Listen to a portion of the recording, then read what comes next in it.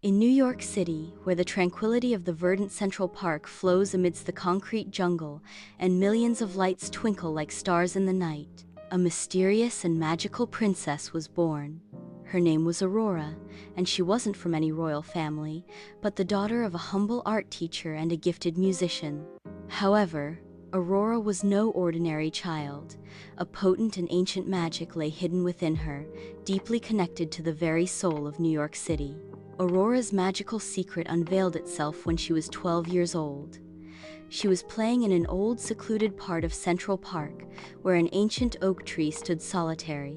Suddenly, a soft golden light emanated from the tree's roots and began to swirl around Aurora. She heard a melodious voice, like the rustling of thousands of leaves whispering in unison. The voice said, "Aurora, you are the heart of New York. Your emotions are the energy of this city." From that day forward, Aurora discovered she could feel the emotions of New York City, its joy, its sadness, its hopes, and its fears. When the city's inhabitants were happy, a warm golden glow would spread within Aurora. When the city was in sorrow or danger, a cold shiver would run through her. She also learned that she could subtly influence the city's energy through her own feelings.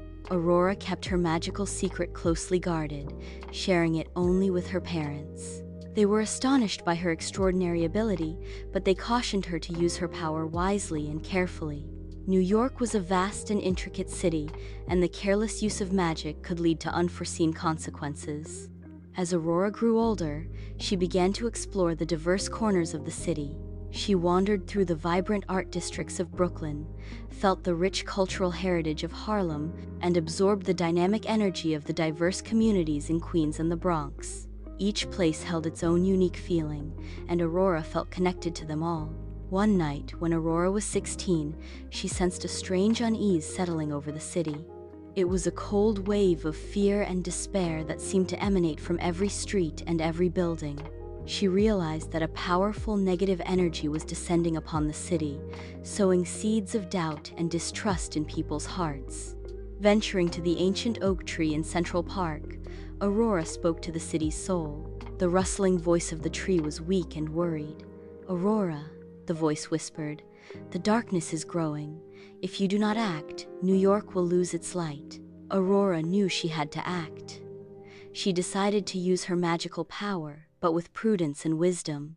She gathered energy from the tranquil atmosphere of Central Park, blending the fragrance of flowers and the songs of birds with her own emotions. Then, she began to subtly spread her positive feelings, hope, love, and unity throughout the city. It was a delicate process. Aurora didn't expect a miraculous transformation, but rather sought to ignite small sparks of positivity in people's hearts. She conjured a pleasant old memory in the mind of a lonely person sitting despondently in the park.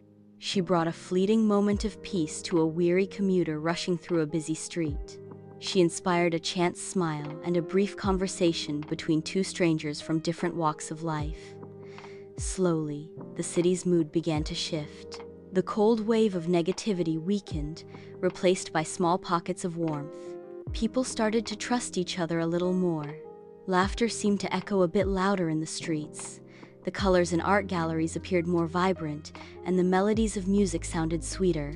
Aurora worked through the night, channeling all her magical energy into spreading positivity throughout the city.